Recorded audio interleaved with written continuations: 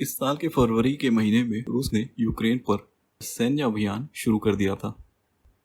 इस अभियान को शुरू करते समय रूस के द्वारा यह कहा गया था कि वो मुख्यतः यूक्रेन के नेटो में शामिल होने के निर्णय के खिलाफ है और इसी के कारण वह उस पर हमला कर रहा है। यहाँ पर यह बताया जा सकता है कि नेटो और रूस एक दूसरे को अपने सबसे बड़े सैन्य खतरे के रूप में देखते हैं, जिसके कारण रूस को ऐसा लगा कि नेटो की रूस के बिल्कुल पड़ोस में मौजूदगी का असर उसकी सैन्य क्षमता पर पड़ेगा और साथ ही यूक्रेन के नेटो में शामिल होने के बाद रूस शायद खुद को वैश्विक रूप से अलग थलग महसूस करता। यूक्रेन के प्रति रूस के आक्रमण की एक और बड़ी वजह यह थी कि रूस का ऐसा मानना है कि यूक्रेन में ऐसे क्षेत्र मौजूद हैं, खासकर से यूक्रेन के पूर्वी और दक्षिणी इलाकों पे, जहाँ पे रूसी भाषा बोली जाती है। और रूस के अनुसार यूक्रेन के ये इलाके यूक्रेन की तुलना में रूस के ज़्यादा करीब हैं। इन इलाकों में जो कि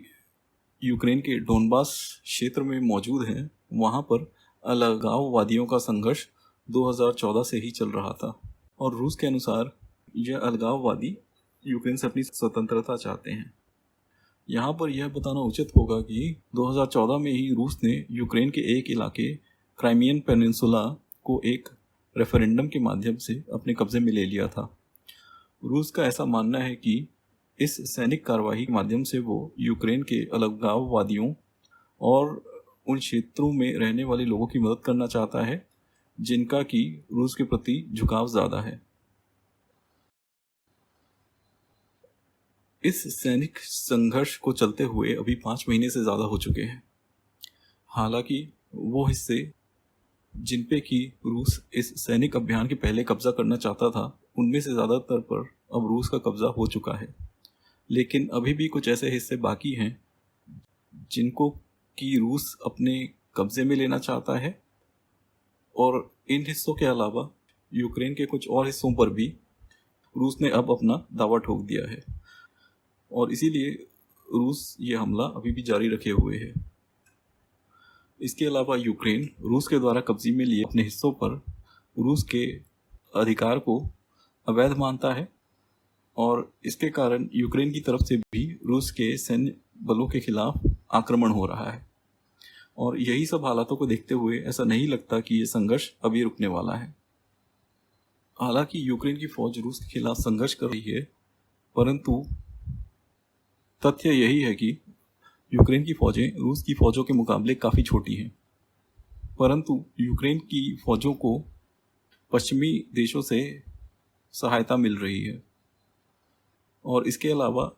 यूक्रेन की मदद करने के लिए पश्चिमी देश रूस पर कई आर्थिक प्रतिबंध भी लगा दिए हैं, जिसके कारण पश्चिमी देशों को ऐसा लगता है कि रूस के लिए यह जंग लड़ना आसान नहीं होगा। परंतु वस्तु स्थिति को देखकर ऐसा लगता है कि इन आर्थिक प्रतिबंधों का असर रूस पर कुछ ज़्यादा नहीं हो रहा है, क्योंकि रूस अभी भी अपनी कई सारी वस्तुएं जैसे कि पेट्रोलियम तेल और गैस का निर्यात अभी भी कर पा रहा है। और अभी हाल ही में एक अजीब सा अनुरोध करते हुए जर्मनी ने कनाडा पर रूस पर लगे प्रतिबंध पर एक बार छूट देने की मांग की, क्योंकि जर्मनी चाहता था कि रूस की पाइपलाइन जो कि जर्मनी तक के पेट्रोलियम गैस पहुंचाती है,